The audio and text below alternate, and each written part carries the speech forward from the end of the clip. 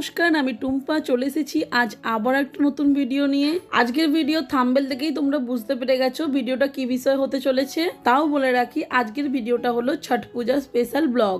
मेरे तरफ से मेरे यूपी बिहार वाले सभी दोस्तों को मेरे तरफ से छठ पूजा के लिए बहुत बहुत शुभकामना है। और जो भी मेरा वीडियो यूपी बिहार से देख रहे हैं वो मेरे वीडियो पे प्यारा सा कमेंट कर देना।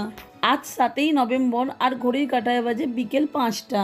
আমি যেখানে থাকি সেখানে আমার আশেপাশে যে প্রতিবেশীরা রয়েছে তাদের মধ্যে কিন্তু বেশিরভাগই কিন্তু ইউপি বিহার বালে। আর এই ইউপি বিহারের কিন্তু সবথেকে জনপ্রিয় পুজো তোমরা বলতে পারো এই ছট পূজা। আর এই পুজোটা কিন্তু ওনারা নিজেদের সন্তানদের কল্যাণের জন্য পুজো করেন। একটা কথা তোমরা শুনলে সবাই অবাক হবে, এই যে ছটি মাইয়া আমরা বলছি এটা কিন্তু আমাদের কিন্তু ষষ্ঠী ঠাকুর।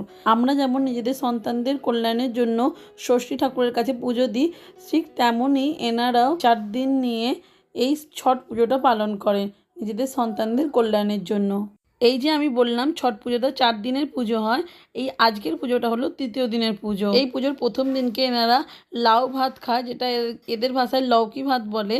লাউয়ের একটা সবজি দিয়ে আর ভাত খায়। আর দ্বিতীয় দিনে এনারা গুড়ের পায়েস বানায়, পায়েস বানিয়ে সকলকে প্রসাদ হিসেবে দেয় আর নিজেরাও খায়।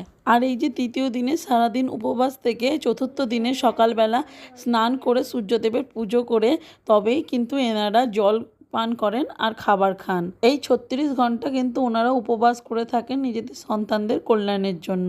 আর এই 3য় দিনে মায়েরা ঠেকুয়া তৈরি করে আর পুজোর সমস্ত জিনিস জোগাড় করে ঘাটে এসে সূর্যাস্তের আগে সূর্যদেবের পুজো করেন।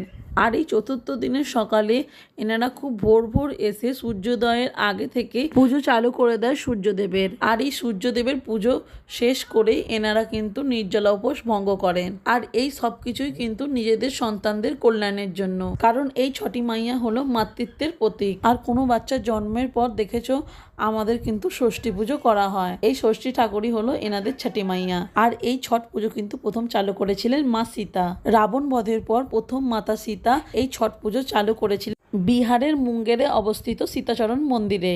এই দেখো তোমাদের সঙ্গে কথা বলতে বলতে অনেকটাই কথা বলে ফেললাম। আমি যতটুকু জানি আমি ততটুকুই তোমাদের সঙ্গে শেয়ার করলাম। যদি কোনো কিছু ভুল ত্রুটি হয়ে থাকে তাহলে ক্ষমা করে দিও। আর এখানে আসার পরেই ওনারা কিন্তু একদম বেশ চওড়া করে নাক থেকে সিঁথে পর্যন্ত সিঁদুর পরিয়ে দিয়েছিলেন, যেটা ওনাদের নিয়মের মধ্যে ছিল। আর ওনারা কিন্তু শুধু আমাকেই নয়, সমস্ত এও স্ত্রীদেরকেই কিন্তু এইরকমভাবে সিঁদুর পরিয়ে দেন, যেটা ওনাদের নিয়মের মধ্যে থাকে।